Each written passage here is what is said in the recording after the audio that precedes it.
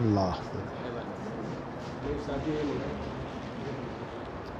شادی ہے ٹھیک ہے اوپر والا سیو والا دو والا پورا ہو جائے.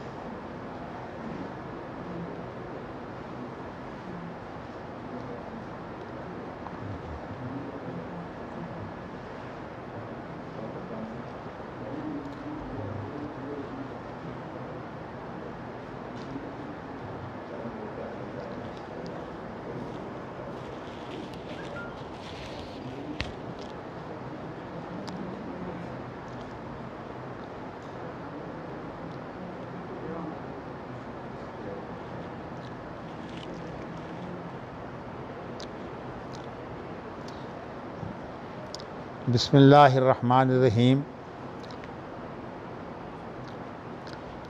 حدثنا محمد بن یوسف حدثنا سفیان عن ابراہیم بن میسرۃ عن عمرو بن شریط عن ابی رافع ان سعدا صاب معه بیتا بأربعمائة مثقال وقال لولا انی سمعت رسول اللہ صلی اللہ علیہ وسلم یقول الجار احق بثقبہ لما آتیتکہ. وقال بعض الناس ان اشترى نصیب دار فاراد ان یبطل الشفاعة وهب له ما اشتراه لابنه الصغير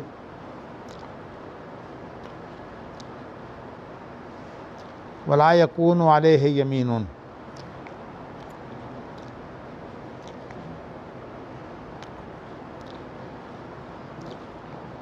جو اس سے پہلے حدیث گزری ہے اس میں عمر بن شرید جو ہے وہ روایت کر رہا تھا. وہاں جو ہے وہ ابو رافع کا ذکر نہیں ہے. جو اس کی پوری روایت ہے سند اس کے اندر جو ہے وہ جیسے اگلی حدیث میں کہ عمر بن شرید جو ہے اس نے روایت کی ابو رافع سے. وہاں ابو رافع کا ذکر نہیں تھا لیکن درمیان میں جو گفتگو ہوئی ہے اس میں ابو رافع کا ذکر آ گیا تھا. یہاں امام بخاری جو ہے وہ اس روایت کے ذریعہ سے وضاحت کر رہے ہیں کہ عمر بن شرید کی جو روایت ہے وہ ابو رافع سے ہے. اور واقعہ یہ ہے کہ سعد نے سودا کیا تھا اپنے گھر کا 400 مسقال میں. فقال لولا انی سمعت رسول اللہ، اور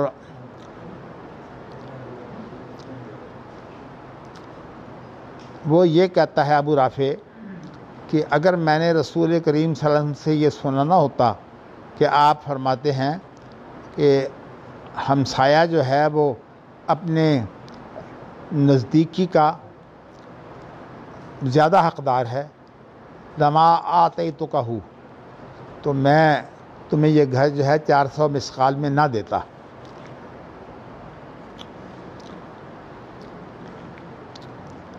جہاں وہی چیز بیان کی ہے کہ نبی اکرم صلی اللہ علیہ وسلم کے فرمان کے مطابق کسی حویلی میں جو گھر ہوتے ہیں، جو قریب ترین آدمی ہے اسے جو ہے وہ یہ حق ہوتا ہے کہ اگر یہ گھر کسی دور والے کو بیچے تو وہ کہہ سکتا ہے کہ میں اس کے قریب تر ہوں، اس بنا پر جو ہے یہ پہلے میرا حق ہے کہ میں وہی قیمت جو یہ بیچ رہا ہے اسی قیمت میں اس کو جو ہے وہ خرید لوں. تو وہاں صورتحال یہ ہے کہ مسور بن مخرمہ جو ہے وہ آئے تھے ابو رافع کے ساتھ، اور ابو رافع نے جو ہے وہ ان کے کندھے پر جو ہے وہ ہاتھ رکھا تھا.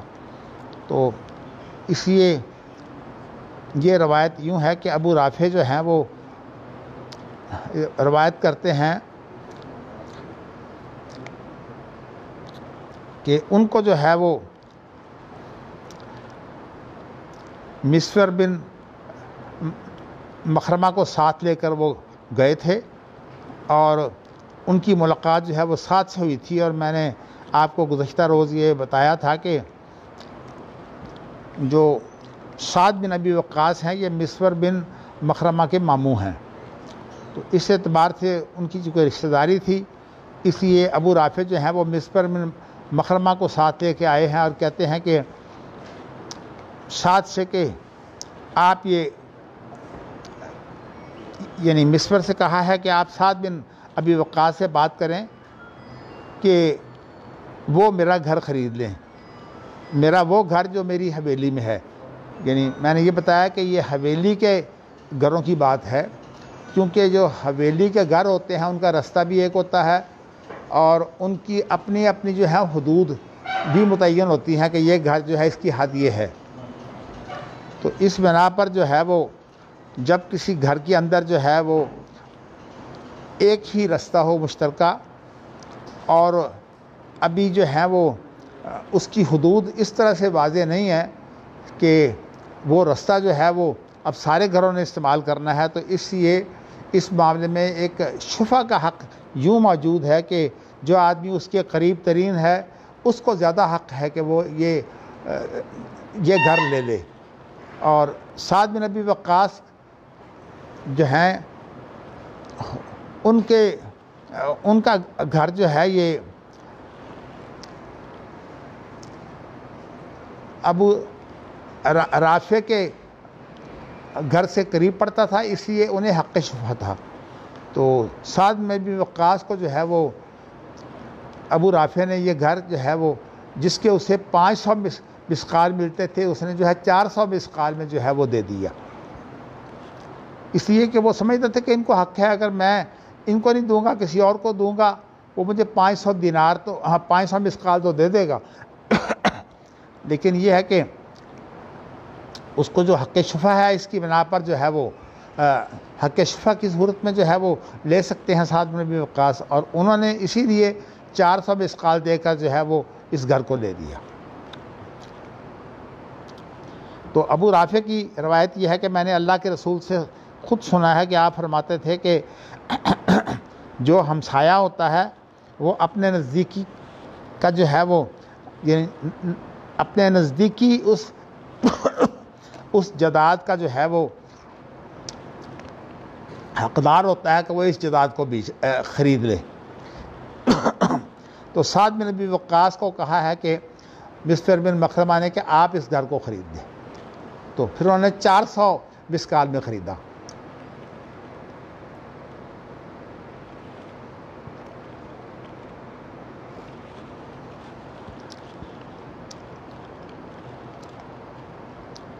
اب جو لوگ نبی اکرم صلی اللہ علیہ وسلم کی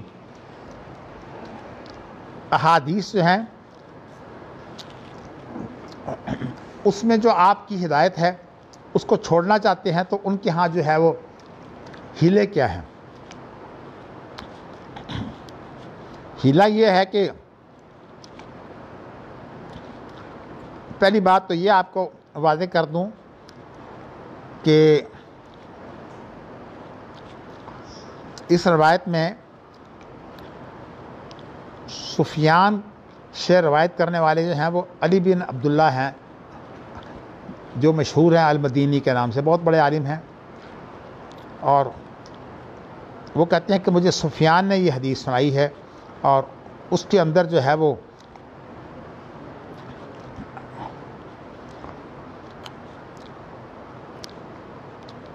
اس حدیث کے اندر یہ ہے کہ مسفر بن مخرمہ کی سفارش پر جو ہے وہ سعد بن ابی وقاص نے جو ہے وہ گھر خرید لیا تھا۔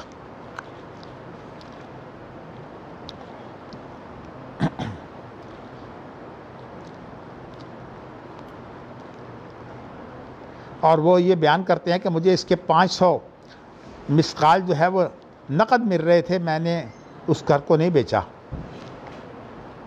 اس کی وجہ یہ تھی کہ تو زیادہ حقدار ہے، سعد بن ابی وقاص سے کہا ہے کہ تو زیادہ حقدار ہے جو کہ تو میرا قریبی ہے، یعنی تیرا جو گھر ہے وہ سب سے قریبی ہے، اس لیے تو شفع کا حق رکھتا ہے، اور اگر تجھے شفع کا حق نہ ہوتا تو میں تمہیں یہ گھر نہ بیچتا یا تمہیں نہ دیتا، یعنی الفاظ بے تکہو بھی ہیں، جا ما آتے تکہو، یہ تو تمہیں میں یہ گھر نہ دیتا۔ تو علی بن مدینی جو ہیں وہ سفیان سے کہتے ہیں کہ ماور جو جس سے میں نے حدیث سنی ہے اس نے اس طرح نہیں کہا۔ اب علی بن مدینی کہتے ہیں کہ اس نے کہا ہے کہ نہیں کہا، لیکن مجھے جو ہے وہ اس نے اسی طرح کہا ہے، یعنی علی بن عبداللہ المدینی جو ہے وہ کہتے ہیں کہ میں نے جو معمر سے روایت سنی ہے وہ اسی طرح سنی ہے۔ تو مقصد یہ ہے کہ یہ اب تائید ہو گئی ہے کہ یہ معاملہ جو تھا وہ کیا تھا۔ میں نے آپ کو یہ بتایا تھا کہ اصل میں یہ اس ہمسائے کی بات نہیں ہے جس کی حدود جو ہیں وہ متعین ہوں اور اس کا جو رستہ ہے وہ بھی موجود ہو اس کے پاس، تو اس کے لیے یہ حق نہیں ہے۔ اب کہتے ہیں کہ ہیلے کی صورت جو ہے وہ یہ ہے کہ ایک آدمی جو ہے وہ جس کا حق شفا بنتا ہے اس طرح سے ہیلا کرتا ہے کہ ایک دوسرے آدمی کو جس نے اسے بیچنا ہوتا ہے اور اس کی قیمت جو ہے وہ زیادہ لینی ہوتی ہے، وہ اس کو جو ہے یہ ہبہ کر دیتا ہے، اور ہبہ کر کے جو ہے وہ اسے یہ کہتا ہے کہ تم اس گھر کی جو ہے وہ حدیں بھی قائم کر لو اور اس کا جو ہے وہ کوئی رستہ بھی الگ بنا لو۔ تو وہی جو بیچنے والا ہے وہ خریدنے والے سے جو ہے وہ اس طرح کا ہبہ کرتا ہے کہ وہ اس کی حدیں بھی الگ قائم کر لے اور حدیں قائم کر کے اس کا رستہ الگ بنا کے اب پھر اسے واپس کر دیتا ہے۔ تو اب وہ جو آدمی ہے جو اس کا خریدار ہے، ہبہ جو ہے وہ ایک ایسی چیز ہوتی ہے کہ ایک انسان جب ہبہ کرتا ہے تو ہبہ کے اندر جو ہے وہ شفا نہیں ہے۔ تو یہ شفا اس وقت ہے جب کہ وہ انسان جو ہے وہ کسی کو یہ جائیداد بیچے، تو اس وقت جو ہے وہ شفا ہے۔ تو اس لیے وہ ہبہ کر دیتا ہے، اور ہبہ کرنے کے بعد وہ آدمی جو ہے وہ اس کی حدیں بھی قائم کر لیتا ہے اور اس کے لیے جو ہے وہ رستہ بھی بنا لیتا ہے، اور یہ سب کام کر کے جو ہے وہ اس کو جو ہے وہ 1000 جو ہے درہم ہے وہ دے دیتا ہے۔ اب جو 500 مسقال ہے وہ تو بڑی قیمت ہے، لیکن یہاں وہ اس کو 1000 دے دیتا ہے، گویا کہ یہ 1000 اس نے جو دیے ہیں اس طرح سے اس کے ساتھ جو ہے وہ ایسا ہبہ ہوا ہے جو مشابہ ہے بیچنے کے، یعنی وہ ہبہ جس کے اندر باقاعدہ کوئی اس کی قیمت لے لی جائے تو وہ جو ہے وہ بیچنے کی طرح ہی ہوتا ہے، آپ یوں سمجھ لیں۔ تو اس لیے جب وہ ہبہ ہو گیا تو یہ بیچنے کی مانند، کیونکہ اس کا معاوضہ اس نے 1000 درہم دے دیا ہے، تو اب اس کے اندر جو ہے وہ جو شفا کا حق رکھنے والا ہے اسے شفا کا کوئی حق نہیں ہے۔ اب اگلی جو روایت ہے میں نے جو ہے وہ حدثنا محمد بن یوسف حدثنا سفیان عن ابراہیم ابن میسرۃ عن عمرو بن شرید عن ابی رافع، یعنی اب یہاں جو ہے وہ ابی رافع کا ذکر آ گیا ہے، پہلی روایت میں ابو رافع کا ذکر نہیں تھا۔ تو ابو رافع جو ہے یہ بیان کرتا ہے کہ سعد بن ابی وقاص نے سودا کیا ایک گھر کا 400 مسقال میں، اور کہا کہ میں نے نبی اکرم صلی اللہ علیہ وسلم سے یہ بات سنی ہے کہ جو ہمسایہ ہے وہ اپنے نزدیکی کا زیادہ حقدار ہوتا ہے، اگر میں نے یہ بات نہ سنی ہوتی تو لما آتے تو کہوں، میں تمہیں یہ گھر نہ دیتا۔ تو اب آپ نے یہ سمجھ لیا کہ جب بڑی حویلیوں کے اندر جو گھر ہوتے ہیں ان گھروں کے اندر بھی جو ہے وہ یہ دیکھا جاتا ہے کہ نزدیکی کون ہے، تو جو نزدیکی ہوگا اس کو حق شفا ہوگا، جو دور کا ہوگا اس کو حق شفا نہیں ہوگا۔ لیکن اب اس نے دور والے کو جو ہے وہ یوں کیا ہے کہ اس کو ہبہ ہی کر دیا ہے۔ اب ہبہ کے صورت میں جو ہے وہ شفا نہیں بنتا، اس لیے کہ ہبہ جو ہے یہ جس طرح ایک انسان کو وراثت ملتی ہے بغیر محنت کے، تو اسی طرح جو ہبہ ہے یہ وراثت کی طرح جو ہے وہ چیز ہوتی ہے، تو اس لیے وراثت میں تو شفا نہیں ہوتا، اسی طرح جو ہبہ ہے اس کے اندر بھی شفا نہیں ہے۔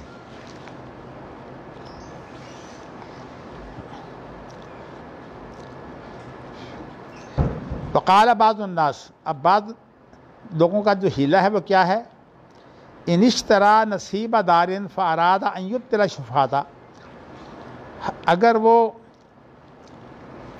گھر کے 100 حصے کر لیتا ہے اور 100 حصے کر کے جو ہے وہ اس میں سے ایک حصہ جو ہے وہ ایک آدمی خرید لیتا ہے۔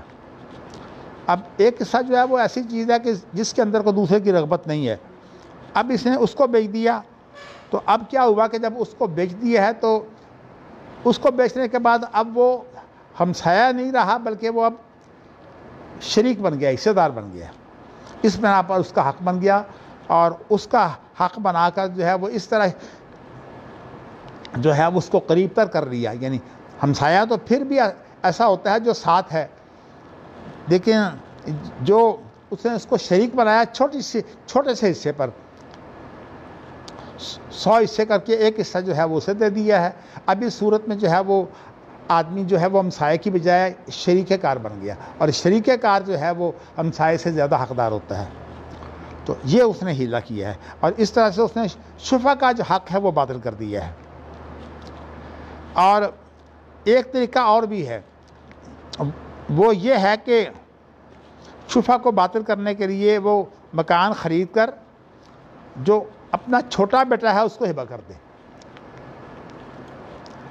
اب جو اس نے چھوٹے بیٹے کو جو ہے وہ جب ہبا کر دیا ہے تو اب چھوٹا بیٹا جو ہے وہ قسم بھی نہیں اٹھانے کی بات، اس لیے کہ وہ جو بالغ نہیں ہے اس کی قسم کا بھی اس طرح اعتبار نہیں ہے کہ جو حق ہوتا ہے قسم کا یہ بھی بالغ کو ہوتا ہے. تو یہ بچہ چونکہ اس کا بیٹا چھوٹا تھا اس کو اس نے ہبا کر دیا ہے. اب اس کو جو ہے وہ یہ بھی قسم نہیں اٹھوائی جا سکتی کہ تجھے باپ نے حقیقی طور پر جو ہے وہ ہبا نہیں کیا، بلکہ یہ باپ نے صرف شفا کو باطل کرنے کے لیے جو ہے وہ تجھے ہبا کیا ہے. تو اس لیے اب جب اس کا کوئی حق نہیں ہے کہ قسم جو ہے وہ اس کو دی جائے، تو اس طرح سے جو مکان ہے اس کے اندر جو ہے وہ یہ ہیلا ہو گیا کہ اب یہ مکان جو ہے وہ قریبی کو نہیں ملے گا.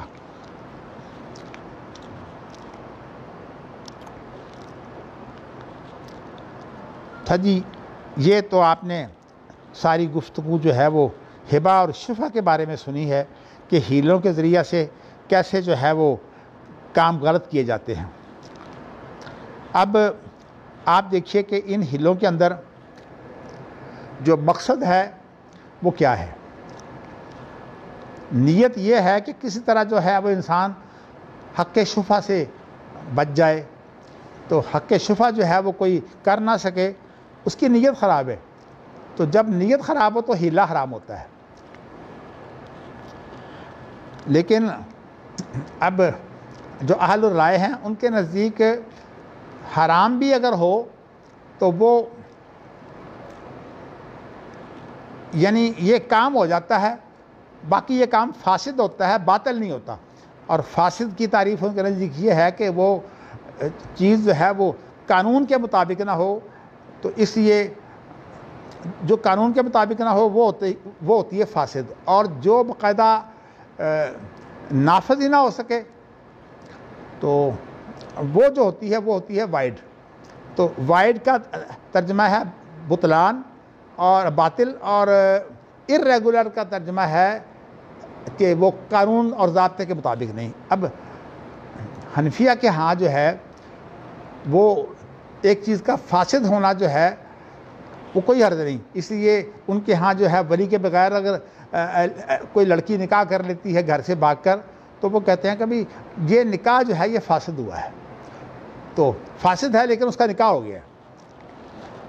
اسی طرح جو عدالتیں فیصلہ کر دیتی ہیں تو وہ کہتے ہیں کہ یہ مکان جو ہے وہ عدالت کے فیصلے کی بنا پر جو ہے وہ ہمیں مل گیا. گویا کہ ان کے ہاں کئی اس کے لیے جو ہیں وہ باتیں ہیں. ایک تو عدالت جب کوئی فیصلہ کر دے گی تو عدالت کا فیصلہ جو ہے وہ نکاح سے زیادہ اہم ہوگا. تو اس لیے عدالت جب فیصلہ کر دے گی کہ ہاں جھوٹا فیصلہ کروایا ہو تو وہ آدمی جو ہے وہ اس سے اس کی بیوی بن جائے گی، اور وہ اس سے جو ہے وہ عدالت کے فیصلے کے مطابق یہ جو ہے وہ اس کا نکاح بھی ہو جائے گا. تو یہ چیزیں جو ہیں یہ آپ نے دیکھی کہ ہیلے کے اندر سب سے بنیادی چیز ایک تو جو ہے وہ نیت کی خرابی ہے. اور اسی لیے امام بخاری نے جب نکاح کی یہ ہیلوں کا جو باب شروع کیا تھا تو اس کے اندر سب سے پہلے یہ حدیث لائے تھے کہ عدالت جو ہے وہ اگر غلط کام کرے تو وہ چیز نافذ نہیں ہوگی.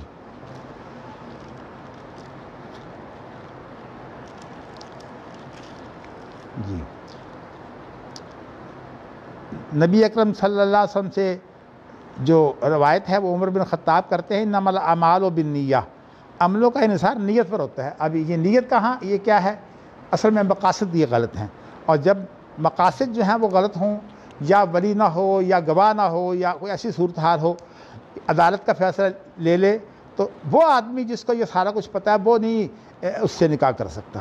امام بخاری کی رائے یہ ہے. لیکن ہیلا والے کہتے ہیں کہ نہیں، نیت کچھ ہو، آپ ظاہری طور پر ایسی شکل بنا دیں کہ آپ کی جو بات ہے آپ کا فریب جو ہے وہ پورا ہو جائے.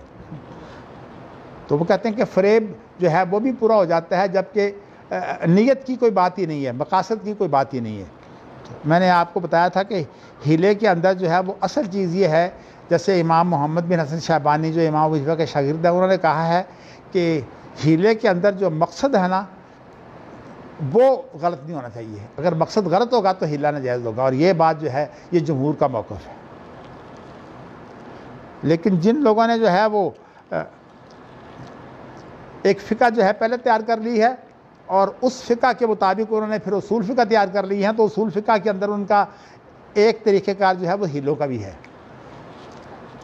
اور ہیلے کے لیے جیسے میں نے کہا کہ جمہور کی شرط یہ ہے کہ انسان کا مقصد جو ہے وہ ٹھیک ہو، اور اگر مقصد غلط ہے تو پھر انسان کو جو ہے وہ شفا کو جو ہے باطل نہیں کر سکتا وہ۔ اچھا جی، یہ تو آپ نے جو ہے وہ سن لیا ہے۔ آگے ایک باب ہے، امام بخاری سے روایت کرنے والے جو ہیں دو قسم کے روایت کرنے والے ہیں۔ ایک وہ راوی ہیں جنہوں نے جو ہے وہ باب احتیال العامل لیہدی لہ، اس باب کو جو ہے وہ یہاں بیان نہیں کیا، بلکہ اگلی جو حدیثیں ہیں ان کا تعلق بھی چونکہ شفا اور اس سے ہے، شفا اور ہبہ سے، اس لیے انہوں نے اگلی جو چیزیں ہیں نا ان کو پہلے کیا ہے، اور یہ باب اختیار العامل لیہدی لہ یہ بالکل آخر میں کر دیا ہے۔ تو اس لیے ہم پہلے جو ہیں وہ پڑھ لیتے ہیں جو وہ شکرے ہیں، اس کو ذرا چھوڑ دیں، باب احتیال العامل لیہدی لہ۔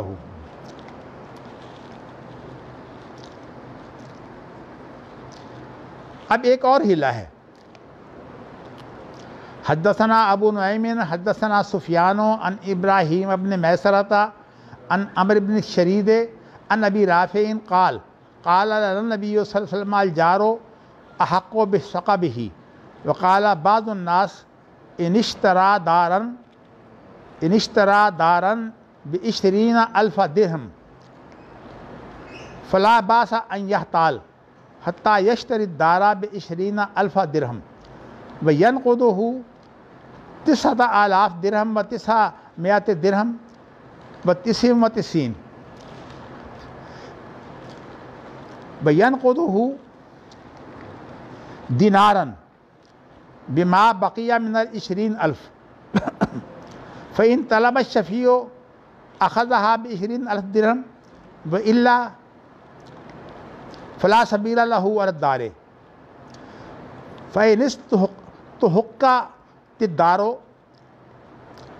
رجع المشتری على البائع بما دفع إليه وهو 9,000 درہم و979 درہما ودینارا لأن البيع حين استحق انتقد الصرف في الدار فإن وجد بهذه الدار عيبا ولم تستحق فإنه يردها عليه ب20,000۔ اس کا میں پہلے آپ کو مفہوم اس لیے بتا دیتا ہوں کہ چونکہ امام بخاری جو لوگ موجود ہوتے ہیں ان کی بات بیان کر رہے ہیں، اس لیے امام بخاری کا اختصار جو ہے وہ اس سے لوگ سمجھ جاتے ہیں، چونکہ اب یہ واقعات ہمیں درپیش نہیں ہیں، اس لیے ان واقعات میں جو امام بخاری کا اختصار ہے بعض دفعہ جو طالب علم ہیں ان کے لیے مشکل پیدا ہوتی ہے۔ تو میں پہلے آپ کو یہ بتاتا ہوں کہ ایک تو ہیلہ آپ نے پہلے سن لیا، اپنے بیٹے کو جو ہے وہ اس نے جو ہے وہ ہبہ کر کے جو ہے وہ اس شفا سے بچ گیا، اور اس سے پہلے آپ نے یہ بھی سن لیا کہ ہبہ کر کے جو ہے اس نے حدود اس نے قائم کر دی ہیں، تو جب حدود وغیرہ قائم ہو گئی تو اب جو ہے وہ شفا کا حق ہی کوئی نہیں ہے، تو اس سے پہلے ہبہ ہو گیا ہے۔ اور اسی طرح جو ہے وہ آپ نے یہ بھی سن لیا ایک صورت، وہ یہ ہے کہ آپ نے جو ہے وہ 100 حصوں میں سے ایک حصہ جو ہے وہ اس کو بیچ دیا ہے دور والے کے پاس۔ اب جو دور والا ہے اس کے پاس جو 100 حصوں میں سے ایک حصہ بیچ دیا ہے، تو اس میں چونکہ ایک حصہ جو ہے وہ اس نے ہبہ کیا ہے، اور ہبہ کر کے اب صورتحال یہ بن گئی ہے کہ وہ آدمی جو ہے وہ اب جب 100 میں سے ایک حصے کا جو ہے وہ مالک ہو گیا تو وہ اس کا شریک بن گیا۔ تو شریک کے لیے جو ہے وہ ہبے کے اندر کوئی اختلاف کوئی نہیں ہے، وہ امام بخاری بھی مانتے ہیں، جمہور بھی مانتے ہیں، جبکہ جو اہل الرائے ہیں وہ جو ہے وہ جس طرح شریک کا حق رکھتے ہیں اسی طرح جو ہے وہ جو ہمسایہ اس کا بھی حق رکھتے ہیں. لیکن یہ بات اس لیے امام بخاری نے ابتدا میں حدیث لا کر واضح کر دیا کہ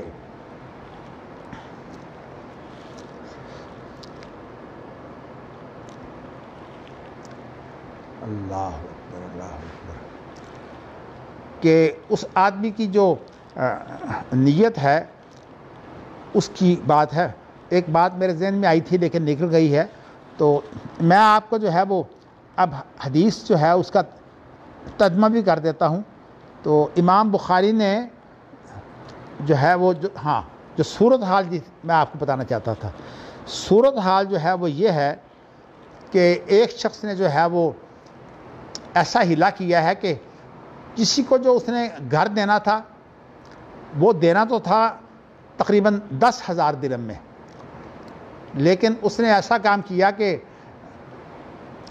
اس نے اس کے ساتھ جو سودا کیا اس سودے میں اس نے جو ہے وہ 10,000 درہم کی بجائے 20,000 درہم جو ہے وہ سودے میں لکھا. تو اب جب سودے میں 20,000 درہم لکھا ہے تو اب جو شخص جو ہے جو اس کا قریبی ہے وہ 20,000 درہم دے کر مکان کو لے سکتا ہے، اور حالانکہ جس آدمی سے اس نے یہ معاملہ کیا ہے اس کو اس نے 20,000 میں نہیں بیچا، 10,000 میں بیچا ہے. لیکن ایک اس نے حرکت کی ہے، حرکت یہ کی ہے کہ 10,000 میں سے 9,999 تو اس نے درہم وصول کیے ہیں، اور ایک اس نے جو ہے وہ دینار وصول کیا ہے. اس دینار کو وصول کرنے کا اصل مقصد اس کا یہ ہے، دیکھیے درہم کے مقابلے میں جو ہے وہ اس کو بے جو ہے وہ فضل کہتے ہیں، اور اس کے اندر یہ ہوتا ہے کہ 6 چیزیں ایسی ہیں کہ اگر وہ 6 چیزیں جو ہیں دوسری انہی 6 چیزوں کے بالمقابل جو ہے وہ اگر بیچی جائیں تو وہ چیزیں جو ہوتی ہیں وہ اس کو کہتے ہیں ربا الفضل، یعنی وہ جو ہے وہ ایک ایسا سود ہے جو اس نے فضیلت دے دی ہے کسی کو. اب اس کی میں آپ کو مثال دیتا ہوں. مثال کے طور پر اب بینکوں میں جب پیسے رکھے جاتے ہیں تو پیسے رکھ کر جو ہے وہ ادھار کے اگر کچھ زیادہ لے لیں گے تو یہ پیسے جو ہیں یہ اس کے لیے سود کے ہوں گے.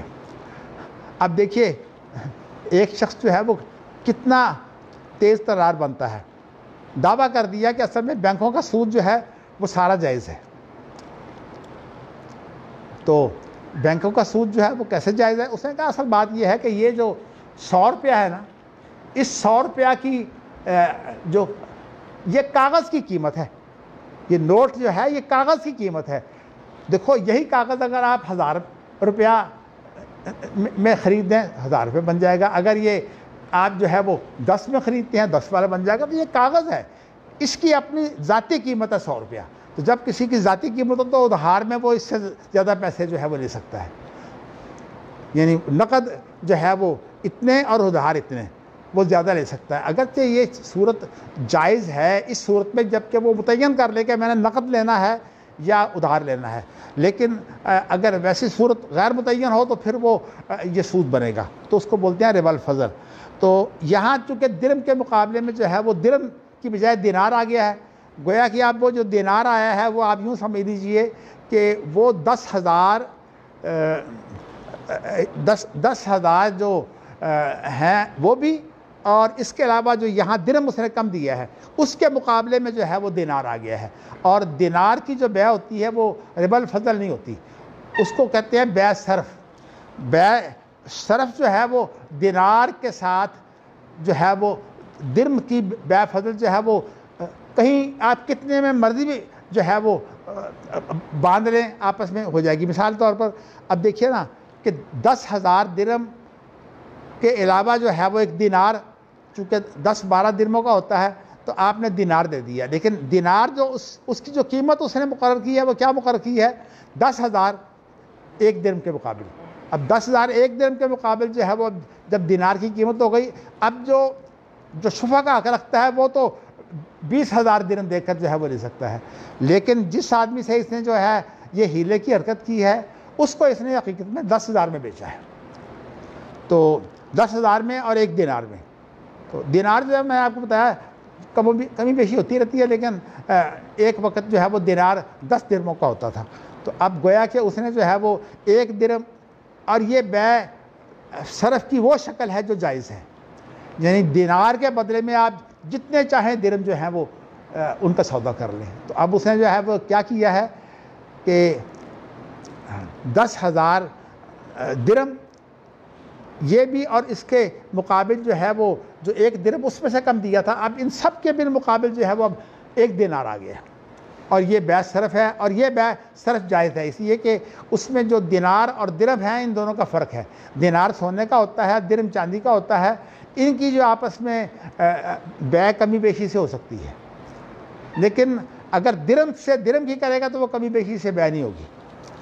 تو اس لیے اس نے کہا کہ یہاں جو ہے وہ صرف کی صورت بنی ہے. صرف اس بیع کو کہتے ہیں جو کرنسی کی کرنسی سے بیع ہو، لیکن یہ ہے کہ یہ اس صورت میں جائز ہے جب کہ نقد بھی ہو اور اس کے ساتھ ساتھ جو ہے وہ برابر بھی ہو. لیکن اگر سونا اور چاندی جو ہے وہ بدل جائیں، یعنی ادھر چاندی ہے اور ادھر سونا ہے، پھر کوئی بات نہیں، جتنا مرضی جو ہے وہ آپ فرق ڈال لیں. یہ صورت بنا کر یہ ہیلا کیا ہے. ہاں جی، سمجھ آئی ہے؟ ماشاء اللہ. اچھا، اب ایک صورت اور ہے جو امام بخاری، چونکہ واقعات تو پیش آ رہے ہیں امام بخاری کے سامنے. وہ صورت یہ ہے کہ اب جو گھر بیچا تھا، ایسا اتفاق ہوا کہ اس نے جو گھر بیچا اس گھر کے اندر جو ہے کسی اور کا استحقاق موجود ہے. ایک آدمی کو جو ہے وہ استحقاق موجود ہے، اور جو خریدار ہے اس نے دیکھا کہ جو یہ تو کسی اور کا بھی اس میں استحقاق موجود ہے، یہ تو جھگڑے والا گھر ہے. تو اس نے کہا میں نہیں لیتا. تو اگر وہ نہیں لے گا تو اس کو جو ہے وہ اتنے ہی واپس کرنے پڑیں گے، 9,999 اور 1 دینار. اس کو اتنے ہی واپس کرنے پڑیں گے. لیکن اگر جو شفع کا حق والا ہے وہ خریدے گا تو 20,000 میں خریدے گا. اچھا، اب ایک عجیب بات اور بھی کی ہے، وہ یہ کی ہلا والوں نے کہ اگر گھر کے اندر کسی کا استحقاق نکل آئے تو پھر تو وہی 9,999 اور دینار کی بیع ہے. اور اگر عیب نکل آئے تو وہ کہتے ہیں کہ عیب نکلنے کی صورت میں یہ آدمی جس نے 9,999 ادا کیے تھے، اس کو 20,000 درہم دینے پڑیں گے. یعنی عیب کی صورت میں اسے 20,000 درہم دینے پڑیں گے، اور استحقاق کسی اور کا نکل آئے تو اس وقت اس کو 9,999 اور دینار 1 یہ دینے پڑیں گے. اب امام بخاری کہتے ہیں کہ یہاں عیب کا اور استحقاق کا کیا فرق ہے؟ اس کو جو ہے اب اس نے تو لیے ہیں 9,999 اور 1 دینار. اب آپ اس کو جو ہے وہ 20,000 اس سے درہم وصول کر رہے ہیں. گویا کہ اب یہ اسے عیب تو اس کا تھا، اس کو پتہ تھا، اب اسے یہ سزا دے رہا ہے کہ اس کو بھی یہ 20,000 درہم میں جو ہے وہ مکان بیچ رہا ہے.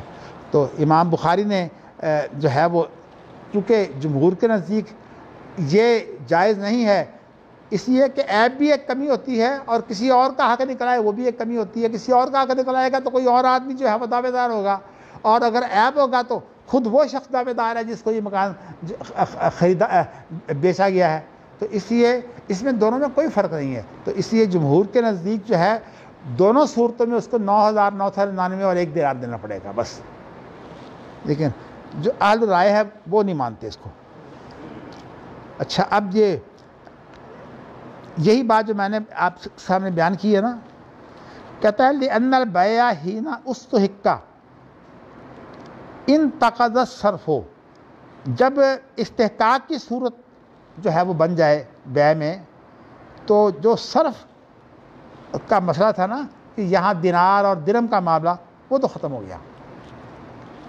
اس لیے کہ اب تو واپس کر رہا ہے، تو اس لیے جب واپس کر رہا ہے تو اب 9,999 اور 1 دینار جو ہے وہ لے لے گا. تو کہتے ہیں اس صورت میں تو صرف کی بیع رہی نہیں، واپس ہو گیا ہے. اچھا، فَإِنْ وَجَدَ بِهَذِهِ الدَّارِ عَيْبًا. ہاں، اگر اس نے یہ دیکھا کہ اس گھر کے اندر کوئی عیب نکل آیا، تو اب عیب نکل آیا تو وَلَمْ تُسْتَحَقُّ یا وَلَمْ تُسْتَحَقَّ، یعنی کسی کا استحقاق تو نہیں ہوا لیکن عیب نکل آیا ہے، فَإِنَّهُ يَرُدُّهَا عَلَيْهِ ب20,000، تو یہ اس کو جو واپس کرے گا تو اس سے جو ہے وہ 20,000 درہم اسے دے گا. یعنی جو خریدار ہے نا وہ 9,999 کی بجائے 20,000 درہم دے گا. یعنی عیب کی صورت میں تو اسے 20,000 دینے پڑیں گے، اور اگر استحقاق کی صورت ہے تو اس میں جو ہے وہ 9,999 اور 1 دینار. یعنی یہ عیب کا اور استحقاق کا جو فرق یہ ہے، یہ اصل میں فرق غلط ہے. اللہ اکبر اللہ اکبر. تو امام بخاری اس کے اوپر جو تبصرہ کرتے ہیں وہ یہ ہے، قال فاجاز هذا الخطاب بین المسلمین، کہ ان لوگوں نے اس دھوکے کو جو ہے مسلمانوں کے درمیان میں روا رکھا ہے، جاری اور ساری کر دیا ہے اور جائز بھی رکھا ہے.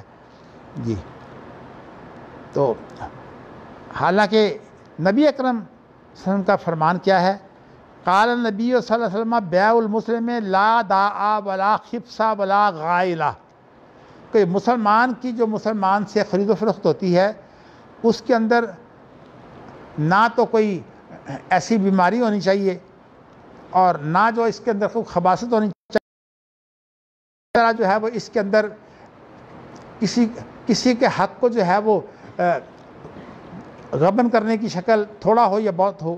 تو نبی اکرم صلی اللہ علیہ وسلم کا ارشاد یہ ہے کہ یہ 3 چیزیں جو ہیں مسلمانوں کی خرید و فروخت نہیں ہوتی. اب یہ جب نہیں ہوتی تو یہ لوگ کیا کر رہے ہیں؟ یہی کام تو یہ کر رہے ہیں. تو اس لیے آپ کا فرمان ہے بیع المسلم لا داع ولا خبث ولا غائلہ. یہ غائلہ جو ہے یہ صورتحال ہے کہ جو اس کا فریب ہے، اور خبثہ کا خباثت یعنی غلط طریقہ، اور داغ کوئی بیماری بھی نہیں ہونی چاہیے، مطلب عیب نہیں ہونا چاہیے. تو یہ ساری چیزیں جو ہیں اللہ کے رسول نے فرمایا ہے. تو جب یہ فرمایا ہے تو ٹھیک ہے، اگر وہ عیب دار نکل گیا ہے تو اس کو حق ہے جس نے خریدا ہے تو اس کو واپس کر دے، اور اس کو اتنے ہی پیسے دے جتنے اس نے وصول کیے ہیں. لیکن کہتے ہیں نہیں، اگر عیب نکل آیا تو 20,000 درہم دے گا، اور اگر جو ہے وہ استحقاق نکل آیا کسی اور کا تو 9,999 درہم اور 1 دینار دے گا. اچھا جی، اب اگلی حدیث جو ہے امام بخاری لائے ہیں، اگرچہ حدیث تو اسی کو بیان کرنی ہے لیکن امام بخاری اس حدیث کو کئی سندوں سے لا رہے ہیں. آپ نے دیکھا کہ جو پہلی سند تھی اس میں تو علی بن مدینی تھے امام بخاری جن سے روایت لے رہے ہیں، اور یہاں ابو نعیم ہیں جن سے امام بخاری جو ہیں وہ روایت لے رہے ہیں، اور جو اس سے اگلی حدیث ہے اس میں مسدد ہے جن سے امام بخاری روایت لے رہے ہیں. حدثنا مسدد حدثنا یحییٰ عن سفیان حدثنی ابراہیم بن میسرۃ عن عمرو بن شرید ان ابا رافع ساوم سعد بن مالک بیتا ب400 مسقال، کہ عمرو بن شرید جو ہیں انہوں نے بیان کیا کہ ابو رافع نے سودا کیا سعد بن مالک سے 400 مسقال میں، اور ساتھ ہی 400 مسقال دیتے وقت کہتے ہیں کہ اگر میں نے نبی اکرم صلی اللہ علیہ وسلم سے یہ نہ سنا ہوتا کہ آپ فرماتے ہیں الجار احق بثقبہ، کہ جو قریبی ہمسایہ ہے وہ اپنے قریب کی جائیداد کا زیادہ حقدار ہے. اور میں نے آپ کو بتایا کہ یہاں ہمسائے سے مراد عام ہمسایہ نہیں ہے، یہاں ہمسائے سے مراد جو ہے وہ ہے جو حویلی کے اندر گھر جو ہوتے ہیں ان کی ہمسائی کی مراد ہے. لیکن اب جو قانون چل رہے ہیں ہمارے ہاں بھی وہ سارے چل رہے ہیں کہ ہمسایہ جو ہے وہ شفا کرتا ہے، اور جھگڑے لوگوں کے ختم ہی نہیں ہوتے. یعنی پوری کی پوری جائیداد جو ہے وہ اس سٹے آرڈر دے کر جو ہے وہ اڑا دیتے ہیں، کیونکہ ہمسائے کو حق ہے. اور یہاں ہمسایہ مراد وہ نہیں ہے، ہمسایہ تو وہ ہے جو ایک حویلی میں جس کا رستہ ایک ہو. ہاں اگر اس کا رستہ الگ کر دیا جائے، مثال کے طور پر اس کا ایک اور راہ نکلتا ہو اور ادھر سے وہ اپنا رستہ بنا لے، ادھر سے بند کر دے، پھر وہ ہمسایہ رہتا ہی نہیں. اچھا جی، یہ آپ نے ساری کچھ جو ہے وہ سن لی ہے بات. اب اس سے جو ہے وہ ہیلوں کا باب جو ہے وہ ختم ہوا. اب یہ خوابوں کی جو تعبیر ہے اس کی بات امام بخاری شروع کرتے ہیں. آپ جو ہے وہ اس کے بارے میں اصولی بات آج سن لیں، پھر انشاءاللہ کل جو ہے میں اس کی مزید وضاحت کروں گا. پیچھے وہ عامل والی حدیث جو ہے وہ رہ گئی تھی. ہاں ہاں وہ ہونی چاہیے. اچھا اس کے بعد یہاں ہے وہ عامل والی حدیث. عامل والی حدیث جو ہے وہ اس یہاں بعض نسخوں میں یہاں ہے وہ. اور فتح الباری میں حافظ ابن حجر نے ترجیح یہی دیا کہ یہاں بہتر ہے آخر میں، کیونکہ وہ اس میں الگ مسئلہ ایک پیش ہے. باب احتیال العامل لیہدی لہ. میں آپ کو واقعہ سنا دیتا ہوں. یہ حدیث بڑی مشہور ہے. یہ ابن لطبیہ ایک شخص کا نام ہے، ابن لطبیہ. اور اس آدمی کو نبی اکرم صلی اللہ علیہ وسلم نے جو ہے وہ عامل بنایا تھا، جس کو تحصیلدار کہتے ہیں، کہ جا کر لوگوں سے جو ہے وہ زکوٰۃ وصول کرے، عشر وصول کرے، زکوٰۃ وصول کرے. یہ گیا اور لوگوں نے اس کو زکوٰۃ دے دی، اور بعض لوگوں نے اسے جو ہے وہ تحفے کے نام پر کچھ چیزیں دے دیں. اب جب یہ واپس آیا تو اس نے زکوٰۃ کے بارے میں تو نبی اکرم صلی اللہ علیہ وسلم کو یہ بتایا کہ جی یہ زکوٰۃ جو ہے یہ تو آپ کو ملی ہے. تو آپ کو جو ہے وہ پتہ لگا کہ اس کے پاس تحفے بھی ہیں. کہا یہ تحفے جو ہے وہ تجھے کیوں دیے ہیں؟ اس نے کہا وہ تو اس نے مجھے تحفے دیے ہیں. کہتے ہیں کہ دیکھو میری بات سنو، جھوٹی تم دے رہے تھے اور اس کے اندر جو ہے وہ تم نے دوسرا کام کر دیا ہے. تحفے دیے ہیں ویسے نہیں دیے. انہوں نے کہ بہت کچھ آپ سے رعایت دی ہوگی. تو اس لیے رشوت کا مقصد یہ ہوتا ہے کہ وَتُدْلُوا بِهَا إِلَى الْحُكَامِ لِتَأْكُلُوا فَرِيقًا مِنْ أَمْوَالِ النَّاسِ. آپ مال کا ایک حصہ جو ہے وہ کھانا چاہتے ہیں. تو اس لیے یہ چیزیں جو ہیں یہ ناجائز ہیں. یہ تحفے نہیں ہیں، یہ اصل میں رشوت ہے. اور اگر رشوت ختم کرنی ہے تو یہ ساری کی ساری جو ہیں وہ ہمیں جمع کراؤ. تو اس اعتبار سے کہ تمہارا وہاں جو کوئی مقام تھا وہ تمہارا کوئی بیٹا تو نہیں تھا، تمہارا کوئی بھائی تو نہیں تھا جس نے تمہیں تحفہ دینا تھا. وہ تو اصل میں تمہاری اس وجہ سے کہ تم ان کے ساتھ جو ہے وہ رعایت کرو، وہ تو رعایت کے لیے ساری دھوکہ بندی ہو رہی ہے. تو اس لیے امام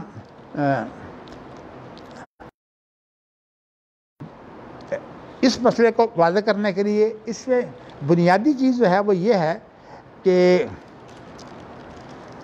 وہ جو اس کو تحفے ملے ہیں اس میں ایک ہیلا کام کر رہا ہے. اس کو نام تحفے کا دیا ہے لیکن حقیقت میں تحفہ نہیں ہے، وہ حقیقت میں رشوت ہے. تو اس لیے امام بخاری اس کو کتاب الحیلہ میں لائے ہیں.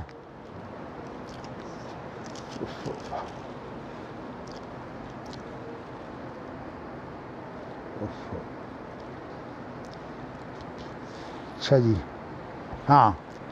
حدثنا عبید بن اسماعیل حدثنا ابو اسامۃ عن ہشام عن ابیہ عن ابی حمید الساعدی قال استعمل رسول اللہ صلی اللہ علیہ وسلم رجلا علی صدقات بنی سلیم یدعى ابن اللطبیہ فلما جاء حاسبہ قال ھذا مالکم وھذا ہدیۃ. جی اب آپ ترجمہ اس کا کر لیں پھر آگے بھی کر لیتے ہیں کہ اللہ کے رسول نے عامل بنایا ایک آدمی کو بنی سلیم کے صدقات پر. اس کو بلایا جاتا تھا ابن لطبیہ کے نام سے. تو جب وہ آیا تو اس نے آپ نے اس سے حساب کتاب کیا یا اس نے کیا حساب کتاب، اور کہتا ہے کہ قال ھذا مالکم، یہ تو آپ کا مال ہے جو زکوٰۃ و عشر کی صورت میں ملا ہے، اور یہ جو ہے یہ باقی جو وہ میرے تحفے ہیں. اللہ کے رسول نے فرمایا فَحَلَّا جَلَسْتَ فِي بَيْتِ أَبِيكَ وَأُمِّكَ، تو اگر اپنے باپ کے گھر میں یا اپنی ماں کے گھر میں بیٹھا ہوتا تجھے تحفے ملتے؟ تم عامل بن کر گئے ہو تو اس لیے تحفے ملے ہیں. اس کا مطلب ہے گڑبڑ تو تمہاری ہے. حتیٰ تأتیہ کا ہدیتوں کا، یہاں تک کہ تمہارے ہدیے یہیں آ جاتے. تو کہا کہ یہ تو اصل میں اس لیے ہدیے مل رہے ہیں کہ تم اس منصب پر قائم ہو. منصب تحصیلدار کا ہے اور تم نے جو ہے وہ مرضی کرنی ہے، تو اس لیے ان کے ساتھ رعایت ہو جائے گی.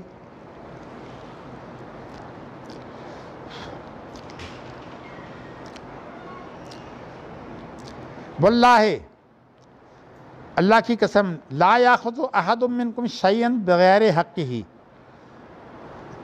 اللہ کی قسم کوئی شخص جو ہے وہ کوئی کچھ لیتا ہے اس کا حق نہیں بنتا الا لقی اللہ یحملہ، مگر وہ اللہ سے جب ملے گا تو وہ جو اس نے نجائز چیز ہے نا اس کو جو ہے وہ اس نے اپنے کندھے پر اٹھایا ہوگا قیامت کے دن۔ فلا عارفن احدا منکم لقی اللہ، میں تم میں سے ایک کو یہ اس طرح پہچان رہا ہوں کہ وہ اللہ سے ملتا ہے یحمل بعیرا، اس نے اپنے کندھے پر جو ہے وہ اونٹ اٹھایا ہوا ہے۔ لہو رغاء، جو عربی زبان میں اونٹ کی جو ہوتی ہے نا آواز اس کو رغاء کہتے ہیں۔ او بقرتن لہا خوار، اور گائے کی آواز کو خوار کہتے ہیں۔ تو جیسے کہ قرآن مجید میں آتا ہے نا بچھڑے کے بارے میں، وہی جو بچڑا سامرید نے بنایا تھا تو اس کے اندر گائے کی آواز آتی تھی۔ تو یہ جو ہے اونٹ کی آواز، اونٹ آواز کر رہا ہوگا، اور اسی طرح گائے بھی آواز کر رہی ہوگی جو اس نے جو ہے وہ اس طرح بغیر حق کے کوئی چیز لی ہے۔ اور اس کے بعد یہ ہے کہ اگر بکری ہو تو بکری کی آواز جو ہے ظاہر ہے وہ جو ہوگا اس طرح کی آواز ہوگی۔ ثم رفع یدیہ، پھر آپ نے دونوں ہاتھ اٹھائے اس طرح، حتیٰ رؤی بیاض ابطہ، جہاں تک کہ آپ کے جو یہ بغل ہے نا اس کی سفیدی نظر آئی۔ اصل میں یہ بغل میں جب زیادہ پسینہ آئے تو پھر یہ جگہ جو ہے وہ تھوڑی سی رنگ میں سفید ہو جاتی ہے، اس کو جو چھپا کے رکھیں۔ اور یہ بھی آپ کو بتا دوں کہ عورت کے چھپنے سے عورت کا حسن بڑھتا ہے، اور اگر عورت جو ہے وہ بے پردہ ہو جائے تو پھر اس کا حسن جو ہے وہ خراب ہو جاتا ہے۔ یعنی یہ جو رنگ کا گورا ہونا ہے نا اس کی ایک بڑی وجہ جو ہے یہ پردہ بھی ہے، اسی لیے جن حصوں کو چھپایا ہوتا ہے وہ اس سے سفید ہوتے ہیں، اور جو اس سے ننگے ہوتے ہیں۔ مردوں کا جو ہے وہ عام طور پر رنگ اور طرح کا ہوتا ہے، حالانکہ اگر آپ دیکھیے تو سگی بہن ہے وہ بہت رنگ میں گوری ہے، اور جو مرد ہے وہ سامنے رنگ کا ہے۔ مثالیں تو میرے سامنے کئی ہیں، لیکن میں آپ کو بتانا چاہتا ہوں اس کی وجہ کیا ہے۔ اس کی اصل میں وجہ یہ ہے کہ جو عورت ہے نا اس کے جو حصے چھپے رہتے ہیں، اسی طرح اس کا جو منہ چھپا رہتا ہے اس کی وجہ سے اس کا رنگ جو ہے وہ نکھر جاتا ہے۔ تو اسی لیے جو عورتیں پردہ کرتی ہیں ان کے عام طور پر رنگ جو ہے وہ نکھر جاتے ہیں۔ اگر زیادہ گہرا ہو پھر تو نہیں نکھرتا ہے، لیکن ایک پردے کا فائدہ یہ ہوتا ہے۔ اچھا جی، تو آپ نے فرمایا کہ آپ کی جو بغل تھی نا اس کی سفیدی نظر آ رہی تھی، تو آپ کہہ رہے تھے اللہم حل بلغت، تو اے اللہ کے عالم میں نے بات پہنچا دی ہے۔ مطلب یہ عذاب جو اونٹ کو اپنے اوپر سوار کرنے کا، یا گائے کو اپنے اوپر سوار کرنے کا، یا یہ ہے کہ بکری کو اپنے اوپر سوار کرنے کا، میں نے یہ بات پہنچا دی ہے۔ بصر عینی و سمع اذنی،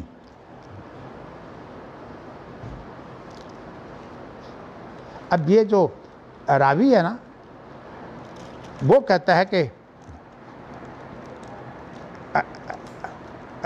راوی کون سا ہے؟ ابو حمید ساعدی، وہ کہتا ہے کہ یہ چیز میں نے خود دیکھی ہے اور میں نے یہ چیز سنی بھی ہے جی، یعنی میرے کانوں نے سنا ہے، میری آنکھوں نے دیکھا ہے۔ اچھا، میرے خیال میں یہ اس کی بات نہیں ہے، اللہ کے رسول کی بات ہے۔ بصر عینی و سمع اذنی، یہ میری آنکھوں نے دیکھا ہے، اور وہ سمع اذنی، اور میرے کانوں نے یہ سنا ہے۔ اصل میں معراج کی رات جو ہے وہ آپ کو جو ہے وہ چیزیں جو ہیں وہ آپ کو سنائی گئیں، آپ کو دکھائی گئیں، یہ مراد ہے۔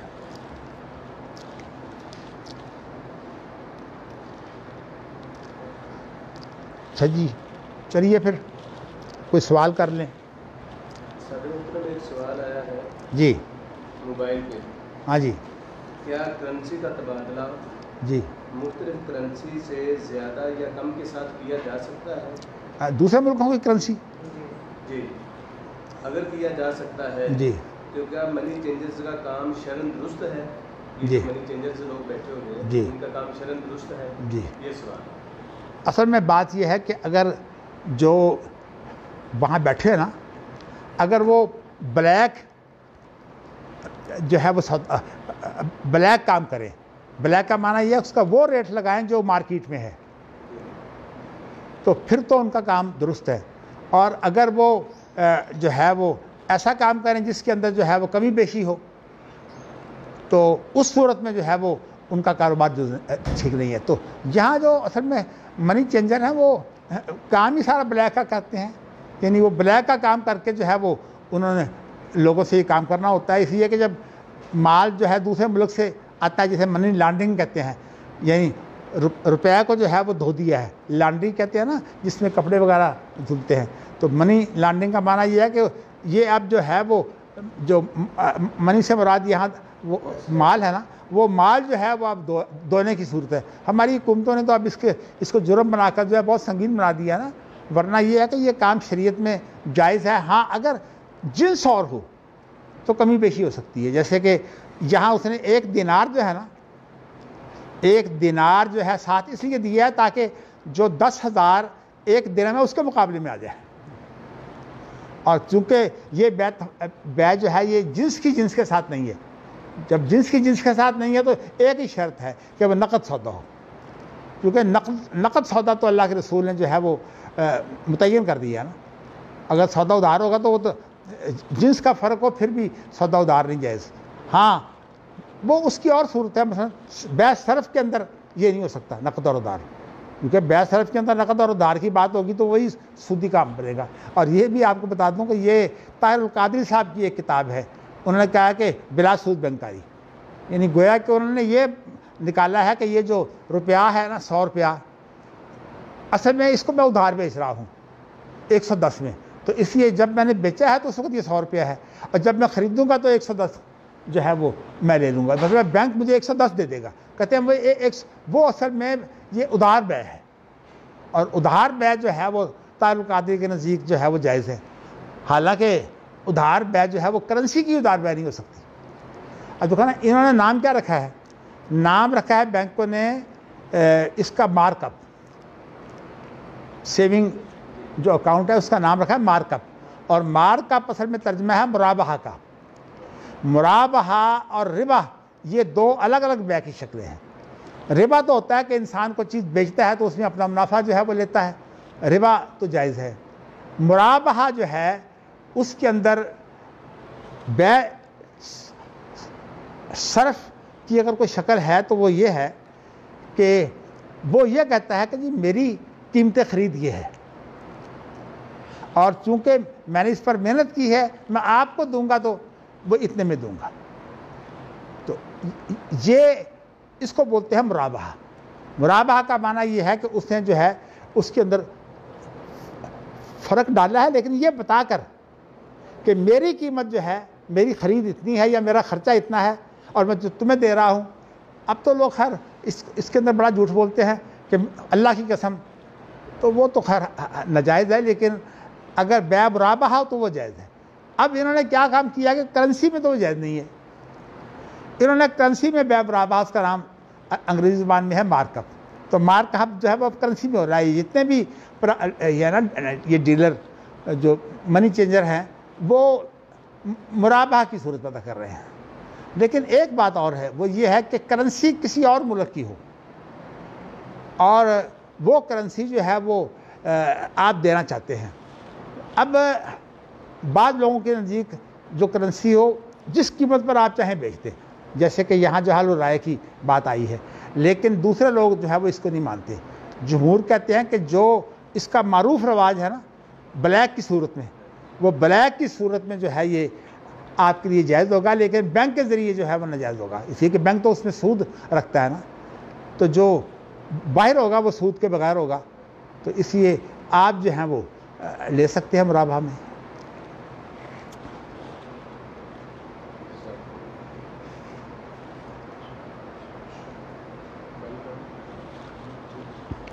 چلیے